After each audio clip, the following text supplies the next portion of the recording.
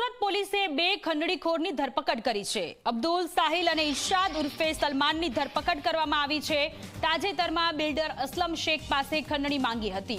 Aslam શેખની office પર જઈને 50,000 રૂપિયા પડાવ્યા હતા। છરીની બીક બતાવીને પડાવ્યા હતા 50,000 રૂપિયા। બીજી વાર ફરી ઓફિસ પર જઈને મારામારી કરી હતી। પોલીસે બંને ખંડણીખોરની ધરપકડ કરીને વધુ તપાસ હાથ ધરી છે। ડાયમંડ નગરી સુરતની આ ઘટના છે કે જ્યાં બે ખંડણીખોરની અત્યારે ધરપકડ કરવામાં આવી છે। અબ્દુલ સાહિલની ધરપકડ કરવામાં આવી છે। છરીની બીક બતાવીને 50,000 રૂપિયા પડાવ્યા હતા અને તેઓ ફરી એક વખત ઓફિસે આવી અને ખંડણી માંગતા पुलिसમાં ફરિયાદ નોંધાઈ।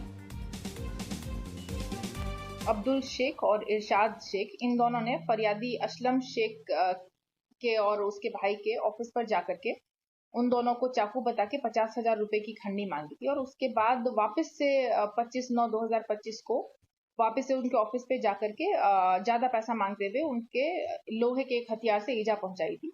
इस गुनाह की जान होते ही पुलिस स्टेशन में फरियाद दाखिल किया गया और सर्विलेंस स्टाफ ने लग करके इन आरोपियों को अटक करके इनकी 2 दिन की रिमांड ली है और आज इनका रिकंस्ट्रक्शन पंचनामा किया है।